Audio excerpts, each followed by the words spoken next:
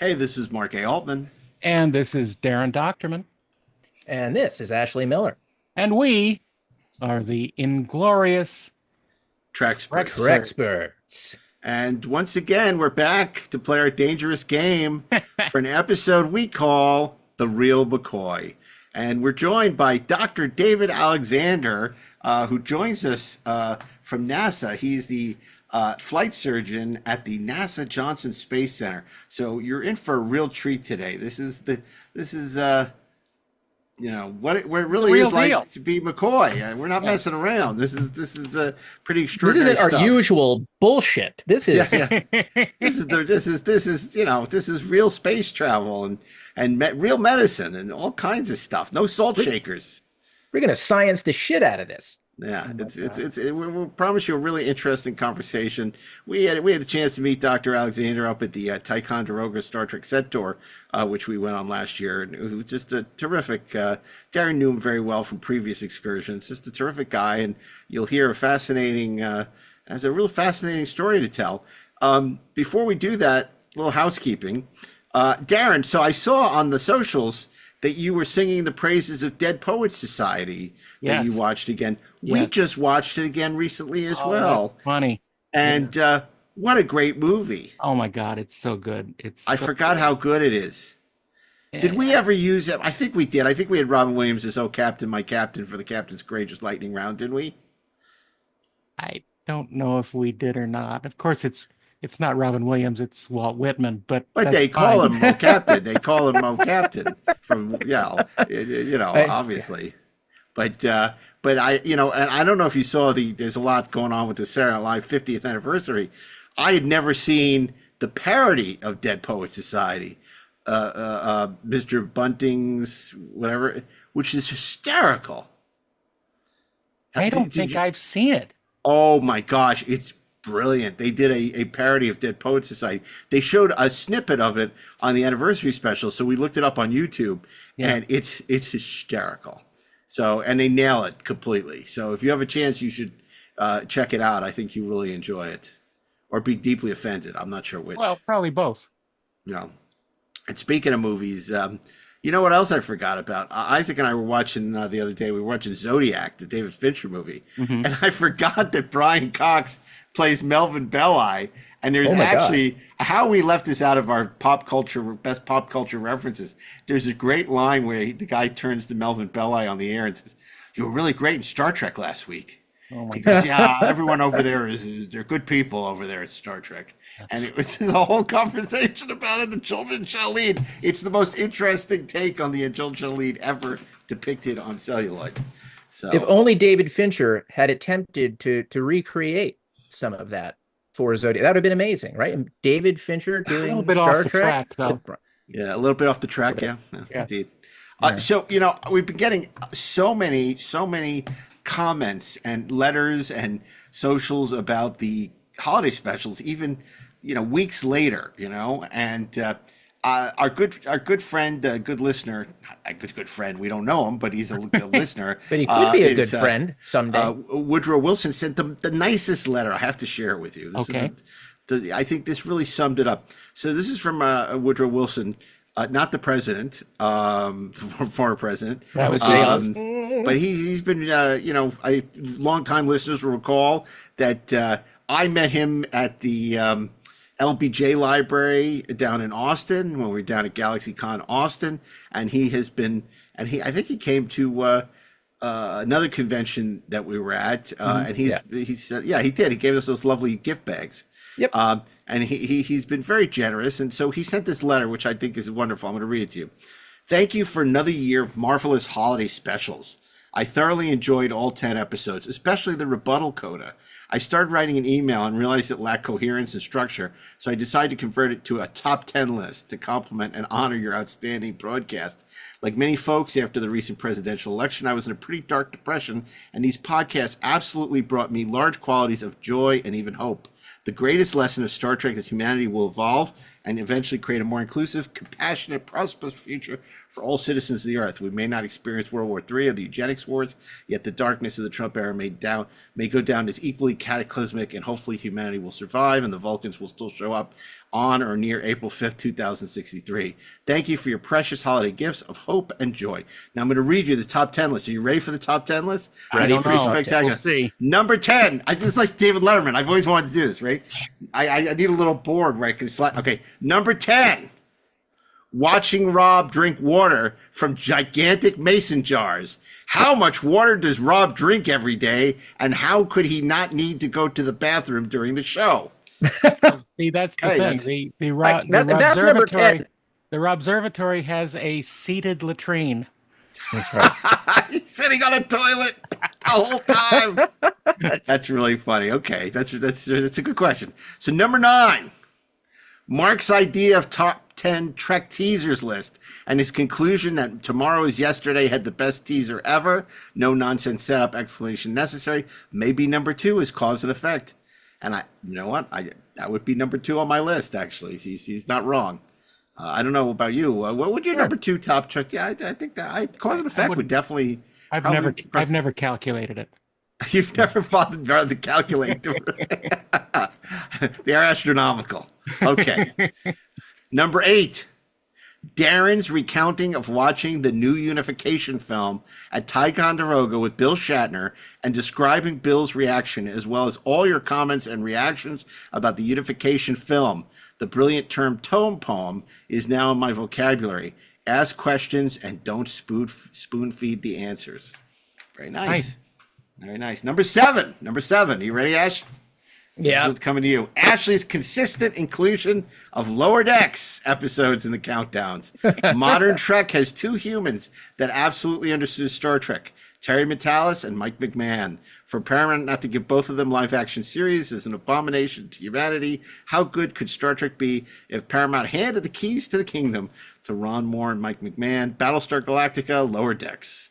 Okay, well, you got it. Number 6. Mark's description of Chekhov inappropriately enjoying the ships being destroyed in the ultimate computer. It's true. He's not wrong. Not wrong. He's not. Chekhov was he was too enthusiastic about those ships getting their asses kicked. Video gamer generation. The Potemkin is moving off. It's like, okay, Chekhov. Let me interrupt your list for a second and tell you that I saw Walter Koenig on Saturday. You did? Where'd you see him? At a bus stop? We were at a restaurant. We were having at a restaurant. At a restaurant with our friend Bob Burns and several other visual effects and monster people. Oh, that's wonderful. We're getting him lunch, and I walk out to pay my check, and there's sitting at one of the tables is Walter. And so Walter wasn't at the Bob Burns thing. No, he was just at the restaurant. I walked up to him and I said, "Walter, how are you? It's good to see you." And he looked at me strangely at first, trying to piece, where do I know this person from? And then almost immediately he recognized me. He said, "Oh, how are you?" I'm not going to do the voice.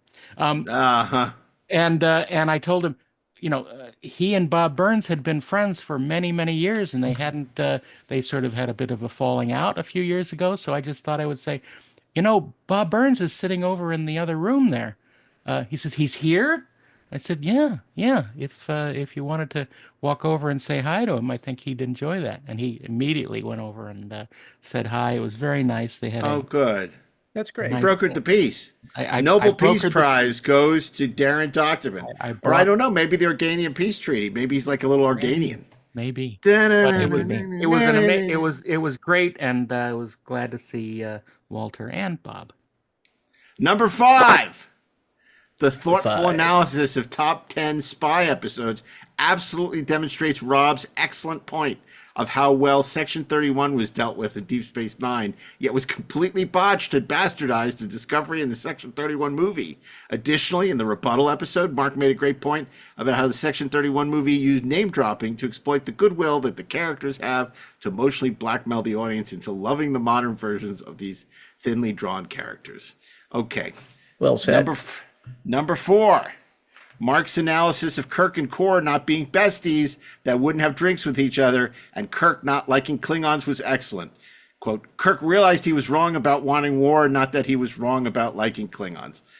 Woodrow, I agree with you. And since you also were responsible for keeping America out of World War I for a while, how can I argue with you? Okay. Number three, when Rob was making his best Trek series list, Mark asked him, what about Picard, Enterprise, Prodigy, Discovery, and Lower Decks? Rob responded, don't care.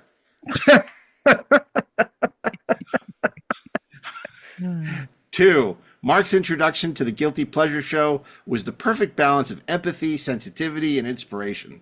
Today's world is replete with so many depressing and demoralizing moments and events. From Trump's reelection to unprecedented natural disasters to dismantling of essential American institutions, humans need something to uplift them and give them joy. The Treksperts deliver this every week. Every week. How can you argue with that? Mostly. And then last number 1. You want to know what number 1 is? This is like a whole nother holiday episode. Number 1, the rebuttal episode. This was one of the best episodes of the Treksperts podcast ever. A lot of people give epic and unacceptable lip service to listening to and respecting different points of view. Yet the Treksperts and Rob actually exemplified infinite diversity and infinite combinations during this episode. I think that your guests made several valid points about the merits of various Strange New Worlds and Lower Decks episodes, and even though Rob and others may have disagreed, you all listened to them and let them make their cases. The exchange about the characterization of Spock and Chapel in Strange New Worlds was probably one of the best analysis of modern Trek that I've heard. I tend to agree with Jeff, Jesse, and Kay, yet Rob made strong points as well. Also, Rob went out of his way to find common ground with guests who said things about Strange New Worlds and modern Trek that probably made his blood boil. Please do more podcast episodes like this. Lingering questions. I don't know if we can stand to do more pod episodes like that. 1. What else did Mark have on his Walkman mixtape of Star Trek music? I'm not going to bore you with that. You could probably guess. Number 2, say Pet Shop Boys. Yeah. What? No. Why didn't Darren do his impression of Old Man Picard saying Geordi during his analysis of All Good Things? Darren? because that should be saved for a good moment, and that wasn't.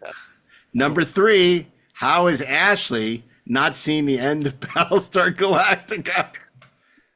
I still don't know how it ends. That's how great I am at avoiding spoilers. Don't spoil it. Okay. Number 4, we're almost done. What is the means by which Rob gets his Exo 6 figures? Is it legal? We don't know.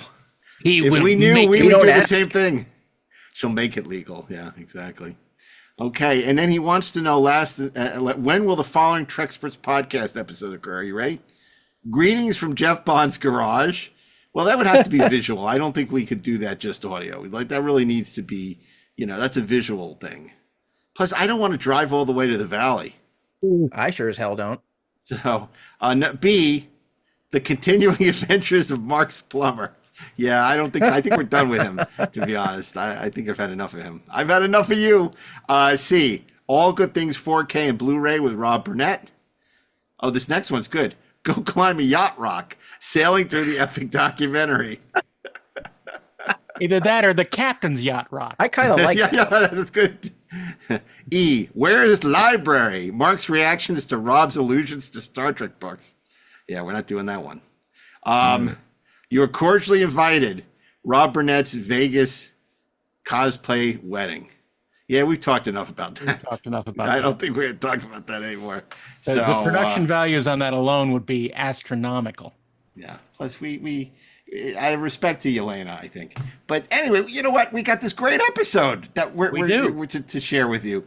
Dr. David Alexander from NASA is here with us, and he's about to join us right after these brief commercial messages. So stay tuned. We'll be back with a few closing thoughts after that. And here we are with the real McCoy. See what I did there? It's Dr. David Alexander, NASA flight surgeon at the Johnson Space Center. And we're so happy to have you. I know Darren's known you for a long time. Ashley and I got to meet you for the first time in Ticonderoga last year.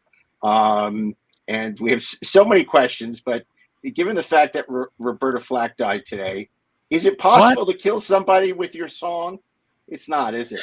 He's a doctor. I got to ask questions. That depends on the pitch and the frequency and the volume.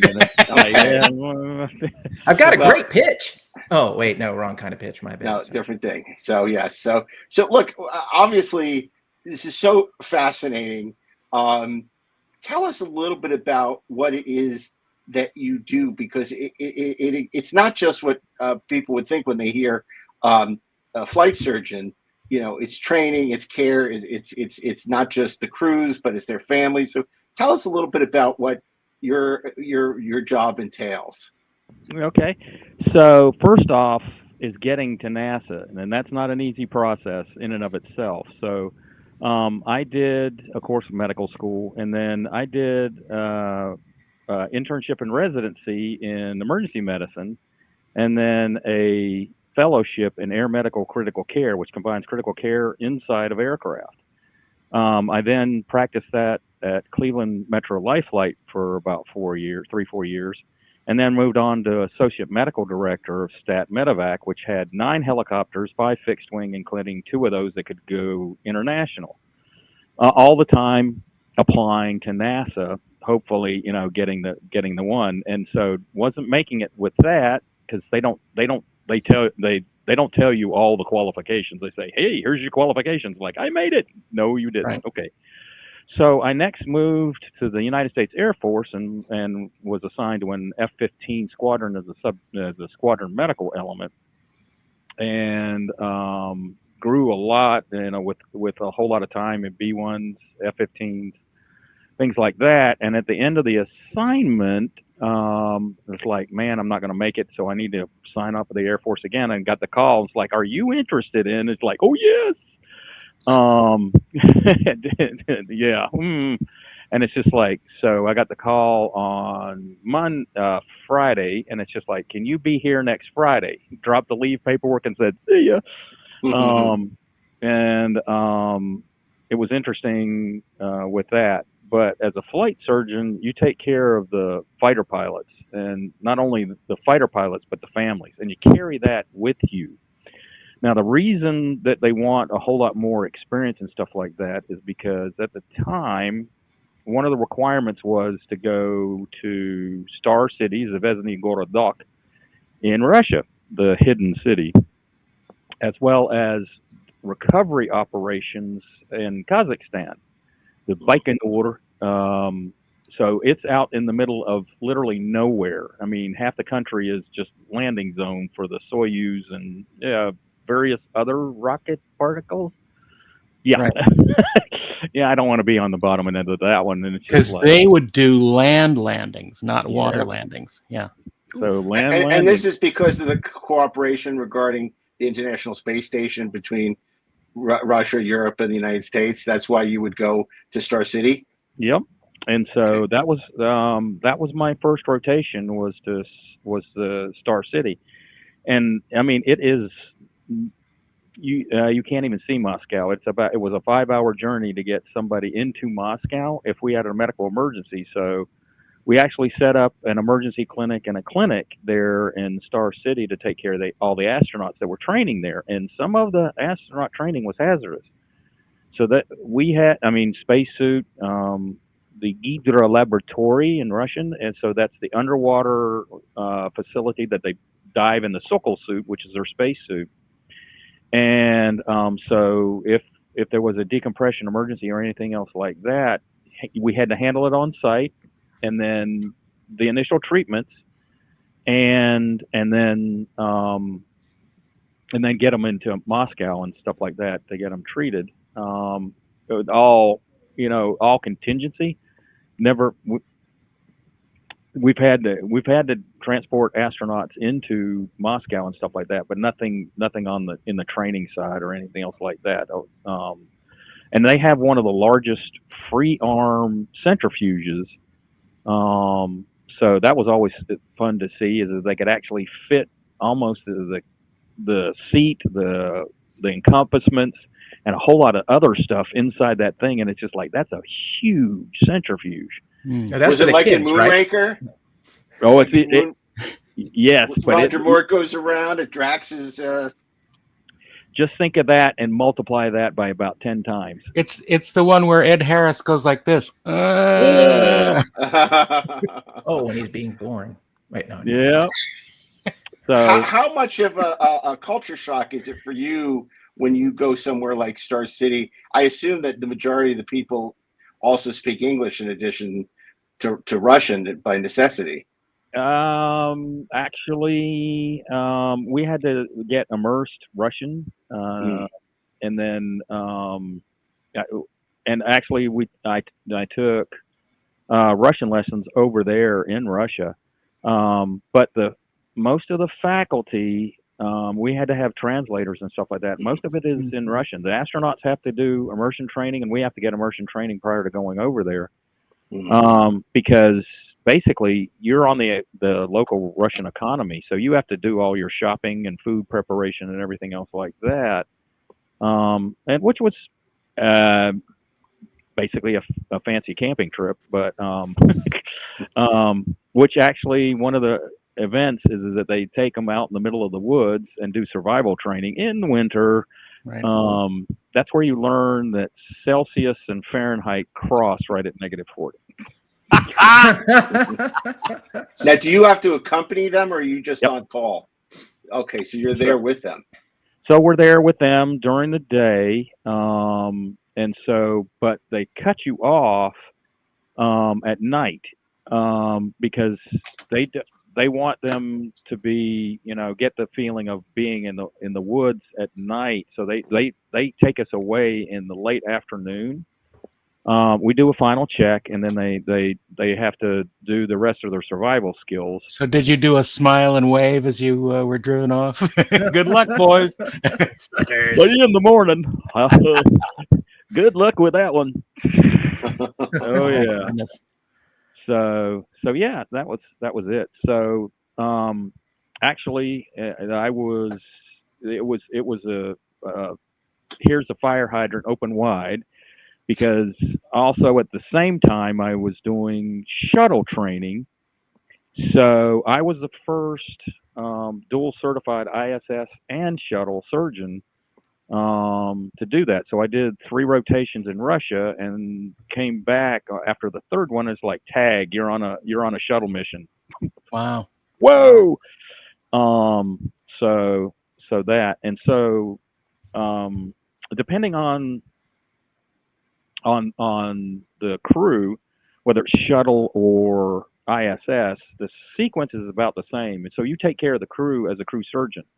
So you're either the lead or the deputy. So you do the deputy first after you get, a bunch of sims and actual mission sitting console under your belt. You're actually assigned as a crew surgeon. And so basically for a year prior to the shuttle mission, you're in there with the training.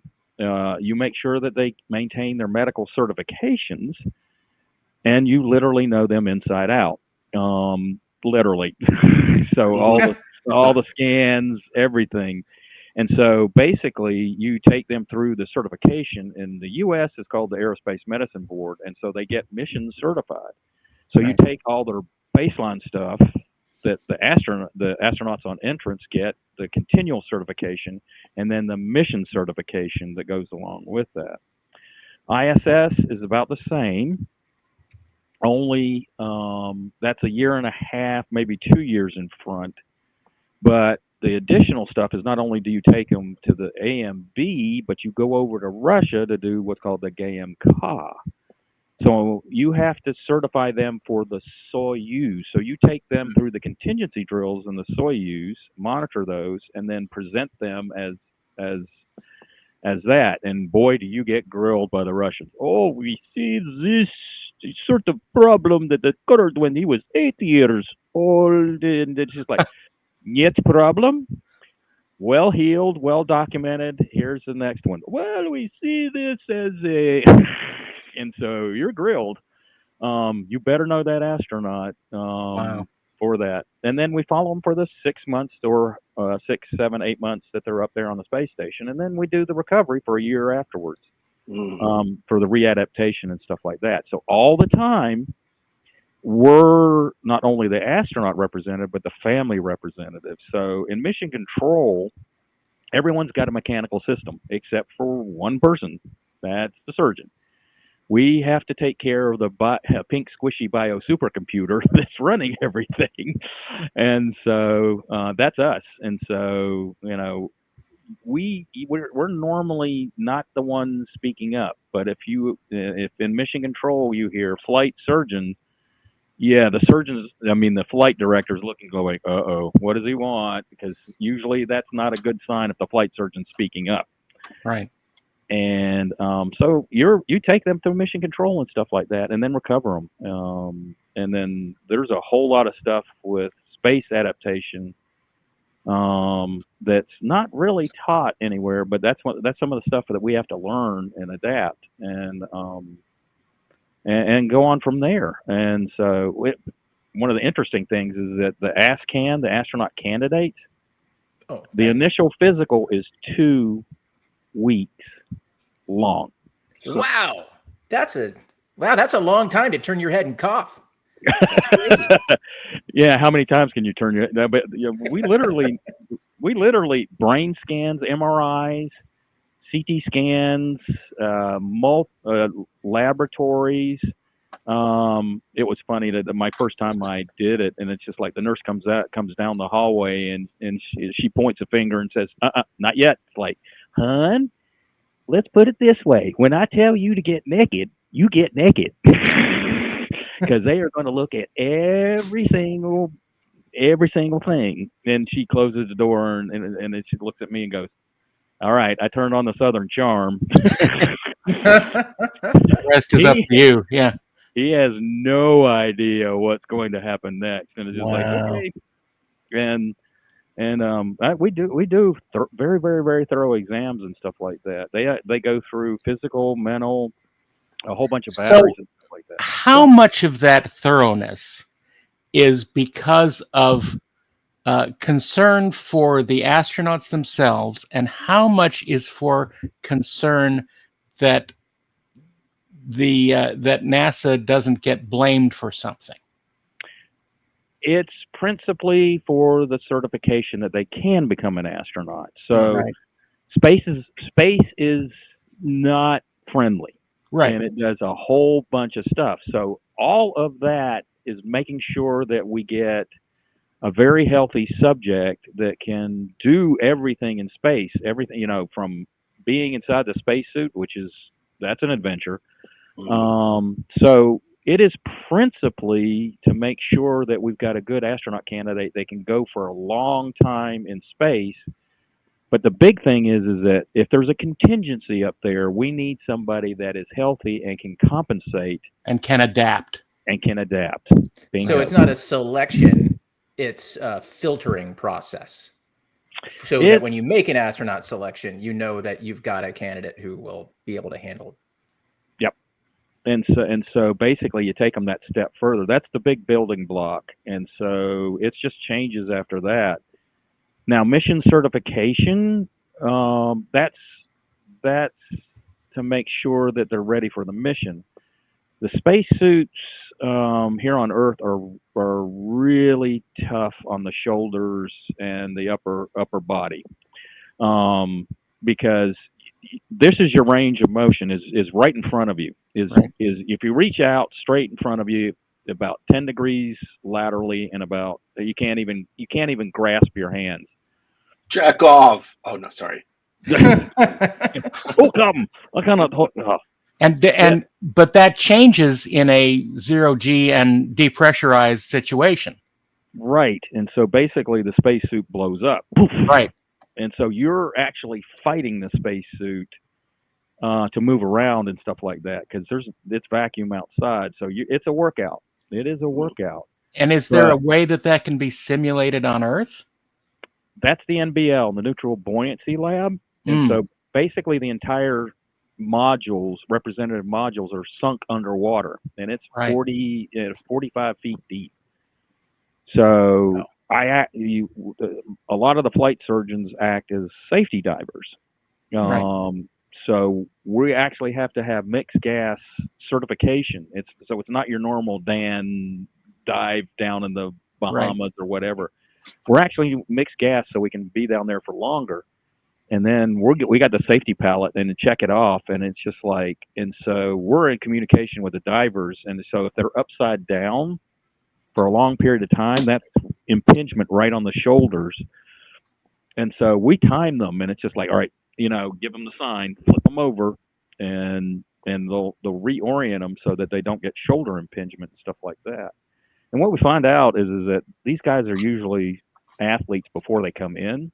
Right. And it's amazing the amount of torque and stress that they've already put on their shoulders, hips, and knees in the first place. And so we're really pretty cautious about them. And then they get out of the pool. The helmet comes off, and then they come out. They don't even unsuit the lower portion, and we're applying ice to decrease any inflammation and stuff like that almost immediately. Doing assessments right there at the pool side to make sure that those up. And now that doesn't happen on orbit. There's no impingement because you haven't got any weight to impinge, but it's the fight. But you still have the restriction of moving the suit around, right? Yep. But we're constantly. I mean, we're looking at their EKGs, their metabolic rates, and stuff like that. And so what's amazing. Yeah, they're life signs, but it's also the suit life signs. Right. They've got great amount of oxygen. It's a CO2 scrubbing that's the big denominator. So that's battery life. And so basically we look at it, and so we have to metabolically limit them to about 1,000 to 1,200 BTUs on the initial hour, because all of that moisture will saturate the scrubbing capability immediately, and that shortens the amount of EVA time that they go. And so we make sure of that. And once the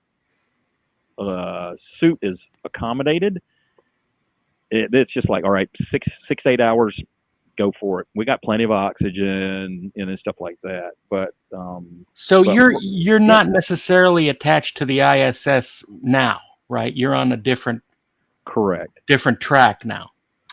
So I moved over from crew surgeon to a flight surgeon representative. I was originally the principal medical officer for the Artemis Orion program. Right. So when they stood up the Moon to Mars program, they switched me over to Moon to Mars and the Gateway program. And so I'm the principal, what's called the principal medical officer for those. And that was a shock. The bosses called me in and it's just like, all right, we're removing you from the Artemis Orion program. And it's just like, what? Anal sphincter tone went from 5 to 500. It's just like I created an airtight seal back there. And like, what did I do? What did I do? Did I screw up? It's like, oh no. We're moving you to Moon to Mars, and it's like, oh wow. You're going to the majors. Yeah. And then they dropped the big ball, and it said, okay. So I went, so where are my medical operation requirements? The MORD, that's the big document. And then the MOSIP, the Medical Operations System Integration Plan, and the CONOPS, and the Medical Contingency Operations, and the design specifications. And they said, oh, well, as soon as you write them, you'll have them. Oh my God. So my big question about this is, like, how did they break it to you that they were going to need to create a hologram version of you to have on the mission in the event of an emergency? So, actually, as it turns out, there is medical holograms that were being experimented on the International Space Station right now. There is. You heard it here first, kids. Only on the Treksperts. So there is a doctor hologram. They have developed it, and so basically, it's a pretty good hologram. And so, please state the nature of your medical emergency. is actually up there, and so God. they've been refining it right now. So it's just like, yeah, the medical hologram is it's spooky weird. I mean, but basically, you'll pop up in front of the astronaut, and it's just like, whoa! It's just like, you're here. It's just like, So if that's hi. true, is it also true that engineers love to change things? Absolutely. Okay. Well, I got to ask you. Because obviously, was it Star Trek that presaged your interest in space and medicine, or was it space and medicine that was the catalyst for your interest in Star Trek? All right. So first off, growing up, it was Star Trek. We're all natural explorers, and who can go outside as a kid, look up at the stars, and not wonder what's out there? And when I saw Star Trek for the first time, and it's just like, it was as a kid, it's just the wonderment of just going out there and discovering stuff. And then as you grow up, and it's just like, hey, there's some actual science behind this. And then it sort of accelerated. Luckily enough, I had high school teachers that they were actually, since it was small classes and stuff like that, saw the potential, and they herded us off into specialized classes. And so they knew it was either going to be physics or biology for me. And they actually told my parents. Didn't tell me. I would have liked to have known that. And so I got sat down in my last year of high school, and they sort of said, look, here's a career path you really need to do. And that's when I selected pre-med in college. All the time, it was Star Trek following me, and it was that always the wonderment, and always going back to the original series, and just the awe and wonder, and that changed with the more science you learn, the more science you understand, and some of the stuff that was actually in the background. I mean, there's one panel up on the bridge, and it's just like, hey, that's Einstein's time dilation formula. There's actual Ox2, and it's just like, that's an actual aircraft reading. And if you look at the engineering panel, there is actually a time dilational relationship with space graph. And it's just like, and so that was some of the early stuff that you get for warp drive. And so it's like, and so that was interesting. And of course, if you look at the original series in the background, some of the stuff in the background, like even the cage, it's like there's NASA photographs sitting right there. Yeah. And so a lot of the stuff is back there. The Saturn IV for as from McKinley Station, and it's just like it's a nuclear powered rocket. I mean, excuse me, a nuclear device on top, nuclear device. It's a space thing. But always that, and it's just like all the background. I mean, in Cisco's office, right in the corner, there's a model of the ISS sitting right there. Right. And so it was neat to carry that explorer, inquisitiveness, and to see the connections all through Star Trek just grow and grow and grow. And so it was always an amazing journey between becoming a NASA flight surgeon and Star Trek, and it's always been a root thing for me. Well, that's what I wanted to talk to you a little about, because there has, in the history of Star Trek and NASA, at certain times they have walked hand in hand together, especially during the Apollo missions. They would have the Star Trek actors and writers as guests, and the astronauts would come and visit the sets, and all sorts of interactions, that it was almost like a sibling relationship. and I'm wondering how you found it to be when you joined NASA, if your fandom was reciprocated in any way with your coworkers. Absolutely. And that was amazing. Day one, walked through the door. Here's Dr. Alexander. He's a brand new flight surgeon, blah, blah, blah, blah, blah. And so we went over to building 30, which is the entrance to mission control. And so we're on the back offices and stuff like that. And so I walk into one of the offices, and there's a couple guys sitting in there, and I say, hey, this is Dr. Alexander and stuff like that. And one of them was, and it's just like he saw the Eclipse and some of the, Apollo stuff. And there's over in the corner it's just like, that looks like a little Enterprise. And so he looks at me and says, all right, what side are you on? And then I'm going, what side am I on? It's like, the right side, the left side, the up, down, good side. And it's just like, no, Star Wars or Star Trek. Star Trek, it's more realistic. You're allowed in here. And it was the chief ecom for the latter end of the Apollo missions, and he was about 4 years from retiring. And he said, "Oh, yeah, you're all right. These young kids and this Star Wars stuff." Oh my goodness! And it's just like, and he was kidding, and it's just because when they come to us, the kids, and we'll call them kids, come in, and as you imbibe them in NASA, you start to see the change, and it's just like, hey, this Star Trek thing's kind of cool. Just don't let them see the third season. And but and then all of a sudden you see the next generation kids come through, and it's amazing. And then the Star Wars kids get to arguing with the next generation kids, and we're all sitting back there going, "Yep, told you, more realistic. Yep." My goodness.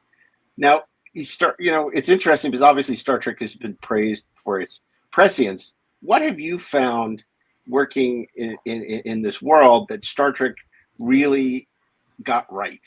Like, what is it about Star Trek where you say, yeah, I mean, Gene and all the writers and stuff, they really saw this coming, or technology that maybe isn't that far away that they predicted. Oh boy. There is a ton. So some of the stuff that they got right is warp drive. It's amazing. Down, just 3 buildings down was Cook and White that took Albuquerque's formulas for warp drive. What was amazing is Albuquerque was a Star Trek fan.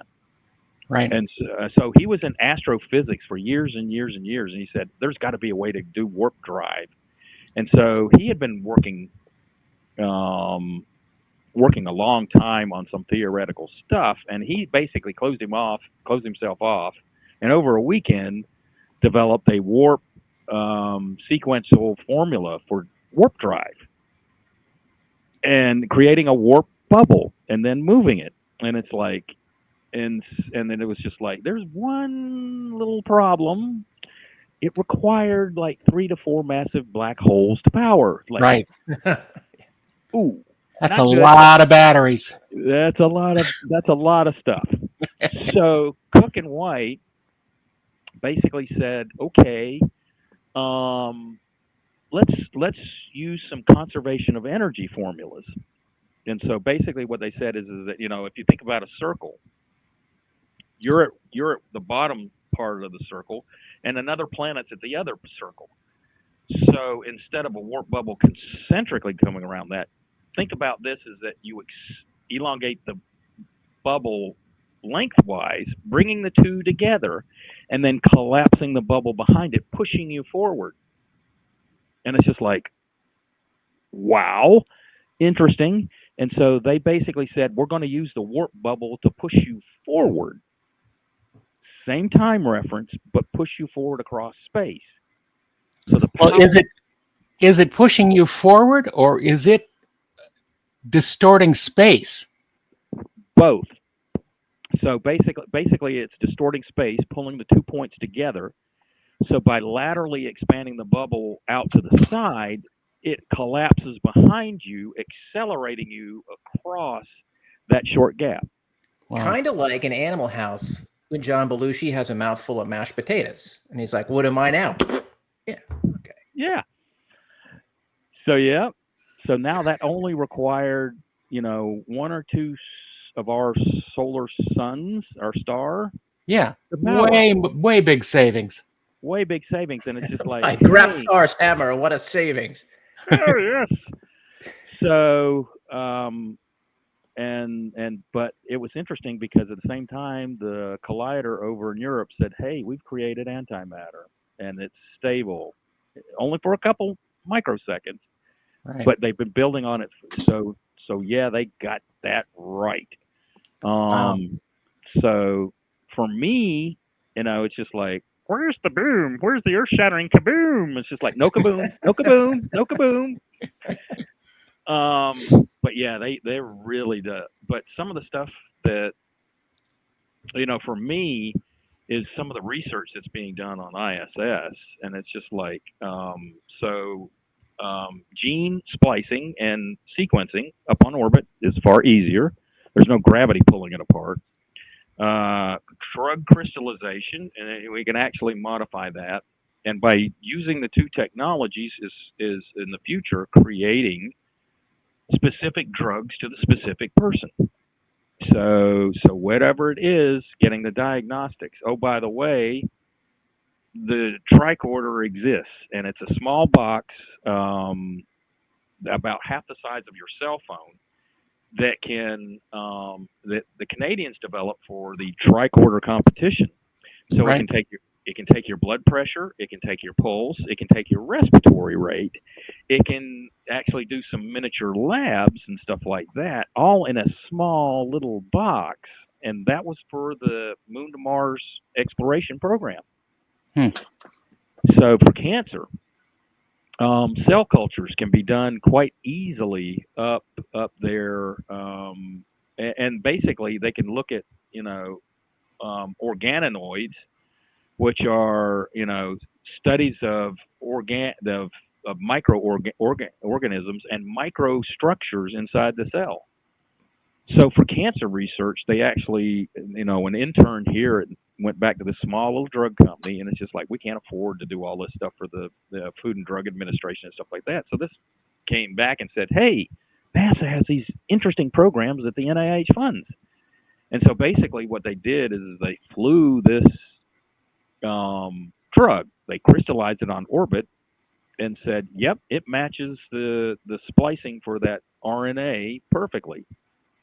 And so what they also did is they took cell cultures, one with cancer, one with normal cells, plated the drug out in the cells, and come to find out, it's just like all the cells with cancer died, and all the cells that didn't have any cancer cells actually reproduced quite well. Wow. And so that cut off years and years and years for a treatment for adenocarcinoma, and it accelerated that. And I think the first couple of patients have been treated now with it, and a large amount of success. That's amazing. So, what about the discovery of midichlorians? Have you ever tested your midichlorian count? I have not, and I can't. Yeah, no, wrong team. You've talked about the moon to Mars.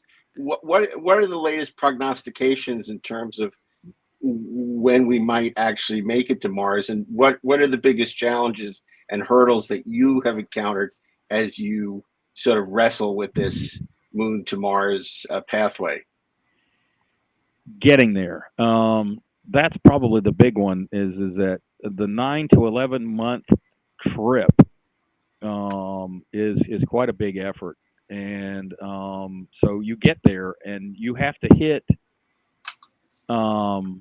the apogee, the closest orbital plot, and you can only stay for 2 weeks, maybe 1 to 2 weeks, and you got to turn around, get your butt home. And it's 9 to 11 months. Otherwise, you're spending a year and a half to get to the same position. Right. Otherwise, you're Matt Damon. Yeah, Matt Damon. Can you kind of scope out the problem for us in the sense of how long it takes to go to the moon and back versus how long it takes to go to Mars and back? Like the logistical concerns that you have in terms of the Artemis mission versus moon to Mars. Because obviously, I think for most of us, when we think about, the Apollo program, you go to the moon, like, hell, we did it like, however many times we did. How many times did we do it, man? Like, I don't know. We did like what, 8 times, something like that. We've done it. We've sent, unmanned missions there. It seems like a thing. People can't get their head around, like, it's 8 light minutes from Earth to Mars, right? So what does that mean for the astronauts, that 9 to 11 months versus a trip to the moon? So that is, you're exposed to microgravity for a long period of time, and you're outside the Van Allen radiation belts. So the risk of radiation vastly increases. But we've learned a whole lot since that time. So what is a great ameliorator for cosmic space radiation? Water. Who knew? It's just like, it's great. Also the polysorbate, polycarbonate, the polys really do a good job of protection. So actually we did some experimentation on a radiation shelter aboard the Artemis that popped itself around the moon, and the radiation levels were far, far less than predicted. So learning that, creating a positive or negative charged field around the vehicle is also another possibility.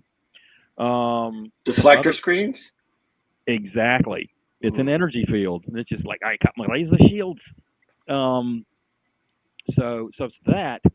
But one of the bigger things is that, can we take down and get there? And so the newer engine technologies that NASA's come up with, such as the plasma engine, the ion engine, the Vasimir, which is basically a fancy ion engine, all accelerating it. And so getting to the moon in 90 days that's one of the things that the Gateway space station is going to be experimenting with. And the first thing that we're going to have up there is that the orbital maneuvering engine for Gateway is an electronic engine. So we take the power from the solar cells and produce propulsion. Wow. So, cool. So, but food is going to be a big thing. How to, because right now the ISS is resupplied. And so you can't resupply there. So basically, sending rockets there so that you can meet, that's already started to mine water, start some hydroponics going off, and refining fuel. It's interesting that some of the lithium substrates we've actually cracked and produced oxygen. So water flows geographically on Mars. It's not like a lake or anything else like that. It's embedded in the soil and the substrata. And actually that's where some of the craters that have been created, or valleys that look like it's been washed through. Yeah, it's water. So learning on the moon how to mine that, and basically now it's like, all right, I've got water, I can drink it. 2, I can split it into hydrogen, fuel, and oxygen. I can breathe it. And so learning all to do that is really going to be important. But, getting the human, shortening the trip so we can stay longer, survival, getting there and back, and then quickly. The advantage of a constant propulsion engine is that, unlike a slingshot, using a gravity slingshot on a free return, is that you screw up on the way, hey, I can turn around, thrust the other way, and come home. Otherwise, it's just like, if something happens on the way on a free trajectory, it's like you're going to Mars. Oops. Yeah. So what about the psychological health of the astronauts on that trip? I mean, to and back. That's a big issue that we have right now aboard ISS. Is that they're isolated, but making sure that they have good contact with the families and stuff like that. So that's why in their sleep quarters we have they can either call their families by a computer, a cell phone, or a ham radio. The hams, and so basically they can keep in contact with their families constantly. We do have every week a private medical conference to check them, physically, and then a mental behavioral health one, so the checkup from the neck up, so see how they're doing that way, and so it's all support and stuff like that. Because now everything that we do now, all right, so you get a Zitker, beep, Houston, this is Artemis 2, how you reading, beep. So you get the Zitker and knowing you're in the cross communication, and that's about 2 to 3 seconds delayed. In going to Mars, you're at Mars, that's 20 minutes. Beep, Yeah. Houston, beep. Da, da, da, da, da, da. Yeah. So psychological support is going to be a key thing. Learning the choices. We supply movies. Care packages go up on all the resupply missions and stuff like that. Special birthdays and stuff like that, they'll get a package and it's just like Christmas. Of course, turkey. We supply, that Thanksgiving and stuff like that. There's special meals and stuff like that. So there's always special things. They'll get into one of the cargo vehicles and it's just like, hey, for astronaut Z, it's like, hey Z, here's something for you. It's like, wow. What about Tang? Is there no Tang? No more Tang? Tang is actually still up there. Wow. So who knew? What's interesting is that your taste buds change on orbit. So they really pour on the hot sauce, and because they get swelling around the taste buds, and Interesting. The taste buds change, and so they like things spicy. Ooh. And it's interesting, and it's just like, so we're actually conducting experiments in this mission to see how hot can it get and on here on the planet, and how hot can you stand it up there on orbit. That's interesting. Wow. So, that sounds like a job for Hooters. Ta-da! I'll volunteer. Are you? Do you watch? I mean, we talked about Star Trek a little, but one of the shows that seems to really be getting this right is For All Mankind. Do you watch that? Have you been watching that? And do you feel like that's sort of a more sort of accurate depiction of some of the things we're talking about, or not really? Let's just say I know Denise and Michael Okuda. Oh, okay. So you're not going to say either way, are you? Okay. So, yeah. So occasionally I'll get this, hey, what would happen if, like, okay. But yeah, there's a lot of the mission control stuff and things like that. The background stuff is really good. They've got astronauts as some of the advisors and some of other of us and stuff like that. And they do their homework. They really do their homework. So it's really, really good. It's projected out, but it's interesting that some of the projects that they portray were actually design things in there, and so it's amazing to think. It's just like that could have happened. Like, yeah, interesting. Love it. Do you have any desire to go on one of these missions? Take me up, sign me up. Where do I go? Oops, your lights just went off. Oh yeah, the that building just got creepy. There we go. Okay. Yeah, this is the warning that the power's going to reserve. At night, they shut down the building's power to conserve. That's when the monsters come out. Oh yeah. Mostly. Good to know. Yeah, because I was just thinking that, you're sort of prepping everyone else for this adventure, but you don't really get to go on it yourself.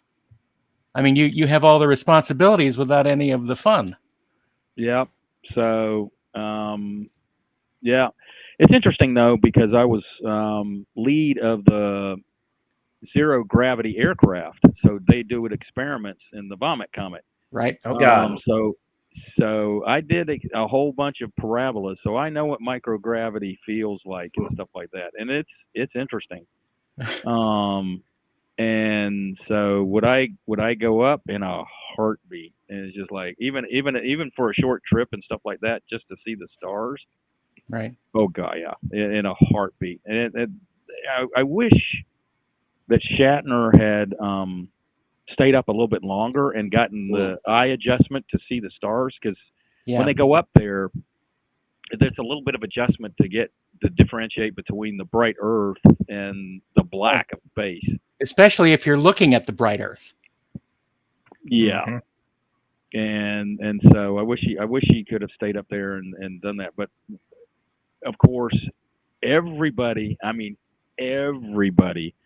was looking, and it's just like, one, we want to hear what Shatner has to say, and two, don't kill Shatner. Right. No, do not kill the Shat. He came back very moved. I mean, that was a profound experience for him. And the descriptions, everyone, a couple of the astronauts went, yeah, that's a pretty good description.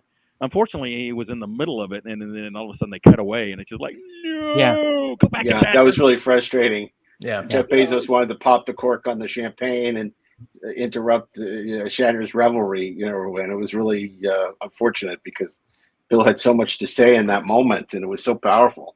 It was, and it's just like, so. Luckily enough, there was a NASA photographer. It actually wasn't NASA. There was somebody that was a freelancer that actually, filmed some of the stuff, and he brought it back, and it's just like, and it was just enthralling to see some of that stuff that he experienced and stuff like that. And it was very, very, very descriptive. And a couple of the astronauts went, "Yep, I wish I'd have said that." And there's obviously been a lot of talk recently about going back to the moon and having a more permanent presence there. Is that something you foresee in the next decade or two, as well as Mars? Absolutely. The way we're going to vet all the procedures and stuff like that, the technology will be vetted on the moon. The engine propulsion stack, now we have the world's smallest nuclear reactor that they fired off in Kennedy about a year and a half ago, and it's the size of a thermos. It's just like huge amount of power with that. So small nuclear reactors and stuff like that, powering a whole bunch of stuff. And but basically that's why the Artemis missions take longer. Is that the orbital plot is no longer, you launch from the equator and circle the equator of the moon. Well, that kind of limits the space. So we want to go to the polar regions where the water is. Right. And learn how to mine the water, crack the lithium, and learn how to make radiation-proof shelters, the regolith, or just shelters, and just, take it, put a composite on it, and build shelters that are sealed, that can resist a whole lot of the stuff that goes on, and use the materials found on the moon to build a station. Yes, absolutely. And the amazing thing is that Gateway, the docking port, has several purposes. One, it's orbiting and can change at perigee that how it gives it very little fuel. How does it do that? It's going through a Lagrange point. Right. So that's the point where gravity in between the Earth and the moon sort of nullifies. Right. And it is a great launching point for going to Mars. So develop all the stuff. Now you've got the infrastructure, the construction, the technology. Here's the foundation. Let's go to the moon. And the ability to have so much more fuel to use for actually getting there rather than escaping Earth's gravity. Well, yep. And so it's amazing. Conservation, and it was interesting because you have to go the Gateway. You had to go through the astrophysics and spatial dynamics courses, and it took 4 hours to go. Oh wow! It's just like, this is a perfect launching point. Yeah, it only took 4 hours to get there. Wow. And the astrodynamics and stuff like that. So for it was like a day and a half, 2 days Apollo getting there. Well, it's going to be 5 days because of the orbital plot to get Artemis there, the Orion capsule. Completely different. So because it's orbiting that. And oh, by the way, that orbital plot, it is further out than any person will go to. That will go, and so that'll be the furthest that humans ever been. Will be Artemis 2. And oh, by the way, it's going to be the fastest. And so Apollo was about 23,005. So 25,800, miles per hour. And so they are going to be the world's fastest 4 humans at the finish of Artemis 2. Wow. So are there any plans to bring Leah Thompson back to space camp? Actually, yeah. That would be, besides your own plans. Oh, brats. You spoil everything. Well, I was going to say, it must be nice to work with astronauts as a doctor, because you're not dealing with like these hypochondriacs. You're like, oh, my headache, I think it's a tumor. It's like these guys and women are very tough and they're not going to complain the way a lot of your patients would in civilian life. No, but they get themselves in trouble. They are extremely competitive, and we had one, and that was one that was right before a shuttle launch, and fairly soon, that got into a bike wreck. And he was going so fast on his bike in a competition, in a bike race, he fractured his hip. So it's like, okay. So basically, he went to the operating room with a flight surgeon in tow. Yeah. And there was a substitution, which turned into a rule like, thou shalt not be in competitive sports or contact sports within this period of time before your flight. Like, so they called Kevin Bacon in what you're saying. Yes. Where's your bacon? Well, Dr. Alexander, before we let you go, we have to ask you, of course, who your favorite Star Trek character is. Obviously, Dr. McCoy was a huge inspiration, but you've spent a lot of time with Bill up in Ticonderoga. I imagine Captain Kirk is someone who was an inspiration. So who's your number one Star Trek character? All right. On the show or personally? On the show. Let's keep it on the show. Well, do both. Tell us both. So it was McCoy. It was Shatner. Damn it. It was Shatner to start off with, because of that personality. But it was also the interesting stuff. Watching McCoy do the surgery was fascinating, even though it was assault shakers and but to see some of the stuff. I mean that some of the modern stuff that went into that is just like, oh, that's a blood filter. That's this and that's anesthesia without a certain amount of things that you can get oxygen through the skin and stuff like that. And it's just like, it was just fascinating. So, but yeah, that's on a one-to-one basis, Shatner's a very interesting character, and it's a tough one, because the top 3 were always, Spock with the science, McCoy with the surgical skills, and Shatner with the reasoning, command, logic. Were all, that's a tough one, but it was McCoy. And if you look in Mission Control, the surgeon console where it has the surgeon sign, there's a McCoy sitting up there. Oh, that's great. That's awesome. In the Star Trek: The Motion Picture disco outfit with the gold medallion? No. Nope. In the blues, in the surgical smock. Now, did you wear the doctor's shirt that James gave you? Have you worn it yet? I've worn it, but actually, we are going to do a tapping coming up, and I will be wearing it officially to place somebody's flight surgeon wings on. And so, oh, that's great. That's very cool.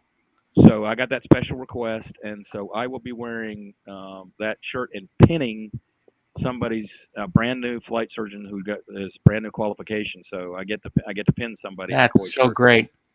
That's so great. Fantastic. Well, Dr. Alexander, I guess there's only one thing left to say: live long and prosper. This has been absolutely fascinating conversation. We appreciate you staying through the lights going out. It's like and everything to finish, sharing with us the amazing work that you're doing at NASA with our astronauts and it's at the space program. It's pretty amazing. So thank you. We hope to see you back on board the Enterprise one of these days. No, it was enjoying meeting you guys up there, and I enjoy every single moment, every single Treksperts, and it's just great. But it was really honored that I was asked to come on the program, and so thank you very much, and it was an honor for me as well. Thank you, Dr. David. Thank you. It's great. Take care. That was really interesting, and again, special thanks to David Alexander for joining us, and Darren for putting the whole thing together. Although you didn't do any McCoy, damn it, Jims, the whole time. No, because why would you do McCoy for McCoy? All too easy. I don't know. Oh my God! Speaking of all too easy, did you see the Andor trailer today for season 2? No, I haven't. It's seen out. Oh, I can't wait. I can't wait. Guess lots of Darth Vader. No Darth Vader. Oh, okay. Lots of Luthen Rail. A little bit. Okay, as long as there's some. That's all I need. I can't wait. I can't wait. It's the only Star Wars I'm looking forward to, and girl, same. And I know it's going to be good. I just can't wait. I'm so excited. There's not a lot I'm excited about coming out, but man, Andor, because they proved themselves already. So it's like I know Tony Gilroy's going to deliver the goods. Mm-hmm. And plus, he's not going to string it out for years because this is it. Oh, and they're dropping it in a weird pattern, 3 episodes at a time. So it's 3, 3, 3, and 3. Huh. Like they're not doing 3 and then weekly over 1 month. Yeah, they're going to do the whole Megillah, as we say. Yeah, so very interesting. Cool. Yeah, and then where you'll be able to discuss it with us. Right here on the Treksperts. Well, you actually won't, because GalaxyCon is coming up March 27th to 30th in Richmond. And man, have this Festival of Fandom lined up some amazing guests. Martin Sheen is going to be there. William Shatner, Jonathan Frakes, Dule Hill. It just is extraordinary. They've really they're hitting it out of the park. They're having a whole West Wing retrospective. Yeah, and I got to tell you, I hope we're moderating that because who better than us? Because West Wing is only hop, skip, and a jump away from Star Trek, and plus also we can also talk about Apocalypse Now. We should do that. So hopefully that's happening. I don't know. I can't say. I just we've asked for it. Whether we get it, we got to get Martin Sheen to do Richmond. I'm still in Richmond. That's really funny. And it's 4 days this year because it's gotten so big. They need only 4 days to contain it. We could also have grown-ups now. It's too big. Yeah. So you don't want to miss GalaxyCon Richmond. That's March 27th, 30th. The Treksperts will be there. Will you? And then August 6th to the 10th, it's Star Trek Las Vegas. So get ready to experience the Royale with cheese and the Treksperts. August 6th and 10th. For more information, go to creationent.com. We can find out how to get tickets and join us for the ultimate Star Trek event of the year. And I think that's really about it for us for now. Nice. That's a lot. I think it's time to wrap up. You think Ashley, welcome back. You think we should call it the Treksperts stage? Back. The Treksperts stage phase 2? That's funny. That's funny. But we can't because then it means that we would never actually make it onto the stage. That's true. I think we should come out in interphase too. Oh my God, that's right. Just sort of float out. Yes, we'd all like to see the Treksperts. It's like they're caught in interphase. They'll be back on Sunday. Glorious Treksperts 2, The Wrath of Khan. I see. Get it? Oh, that's not bad. Yeah, that's not bad. CON. Yeah. He's not your average bear. He's smarter than your average bear. He's slightly above average bear. Oh, speaking of which, average bears, before we go. So we went to Disneyland last week, right? Mm-hmm. Now, in the past, I've been very critical of that Smuggler's Run ride, at Disneyland. But we were the pilots instead of the engineer for the first time. That ride's awesome when you're the pilot. It's so good. It's like, Rise of the Resistance is the greatest theme park ride ever built. But Smuggler's Run always disappointed me, even though, but oh my gosh, once we were the pilots, it elevated it tremendously because we got to go to hyperspace. I pulled the throttle and we went to hyperspace. It was awesome. Where you sit on Smuggler's Run completely determines your experience on that ride. Totally transformative. I loved it. Yeah. We're like piloting the Millennium Falcon. It's not like when you were back in the engineer going boop, boop, boop. This is just to give us something to do, isn't it? Yeah, it is. But when you're piloting, my God, I got the coaxium. I got us out of there. I got us to hyperspace. It was all me, baby. I was Han Solo. It was freaking great. You scruffy nerf herder. I don't know if I was Nien Nunb or Han Solo. I was one of them. You took the experience away from your children, Jabbo. in other words. No, my kids weren't with me. They were somewhere else, but it was my wife and I. Uh-huh. We did it. And they said, whatever you do, don't go on Rise of Resistance. And then we tried to get on Rise of Resistance, but we couldn't. Totally lied. We said, we wouldn't do that to you guys. But they were off they were off on their own. It was a weird thing because we stayed at the Disneyland Hotel because we wanted to be close to the monorail so that we could go back. Yeah, but they don't have that thing anymore. It's not working. Yeah. It was very disappointing. The monorail is down? The branch that goes to the Disneyland Hotel is down. Oh, copy. Okay. Yeah, so it has been for years. No, it hasn't. Mm-hmm. I don't think so. Yeah, back in 22 when I They're went, renovating it. It was they said it was down for construct. The whole monorail was down. Yeah, they're lying. So I was and the guy says front desk. He says, yeah, it's only like a 15-minute walk. But I said the whole reason we're at the thing is so we'd be close because my wife had been bit by a dog. I had just gotten over the flu. It was like we didn't want to walk 20 minutes to get to the park. We wanted to take the monorail so we could go back and forth. We wanted to be driven there in style. That would have been nice. Inglorious Treksperts is a production of the Treksperts Podcast Network. Mark A. Altman, Darren Dochterman, Ashley Miller, executive producers, Peter Holmstrom, Brian Mix. Producers, Mark Rivera is our audio sound mixer. John Carney is our social media manager. And Inglorious Treksperts is copyright 2025 by Treksperts Plus and is available wherever you listen to podcasts and on video via Spotify and now on YouTube. You can review Inglorious Treksperts wherever you listen and share your thoughts with us and grow stronger through the sharing on your favorite social media platforms or on the Inglorious Treksperts Discord channel. For more details, go to the show notes. Other Treksperts Podcast Network podcasts are available on the Treksperts Podcast Network, wherever you listen to podcasts. So there you go. It's a lot of podcasting. You can listen, you can do, you can enjoy. And we'll be back next Thursday with a new episode. So till then, welcome back, Ashley Edward Miller. Glad to see you've gotten over your flu. Yeah, Darren Dochterman, he hasn't gone anywhere. And he's been here the whole time. And I got over the flu. I'm still coughing a little bit, but anyway. Why are there only one set of footprints? It was there that I carried the podcast. He carried it on his back. But he refused to do imitations. He doesn't want to do the imitations. Only on special occasions. I would want to do an episode, The Imitation Game. It's just Darren doing impersonations. Oh my gosh, that's funny. But he won't do it. Anyway. If he were really cool, he would do an impression of you and of me and pretend that he was the entire podcast. No, that sounds like a bar bet waiting to happen. No, because he'd have to gesticulate too much if he was doing me. Can't do it. Can't keep it. I would get an aneurysm if I You'd get gesticular cancer. Gesticular cancer. Oh my God. Yeah. That's good. That's a good one. That's funny. Thanks. I mean, not that cancer is funny, but that's a funny joke. Cancer's not funny, but gesticular cancer. Gesticular cancer. Exactly. Oh my God. What are you being biopsied for? Gesticular cancer. Okay. On that note, it's time to go. So we'll see you all next Thursday. Special thanks to Woodrow Wilson for that lovely and thoughtful letter. And for World War I.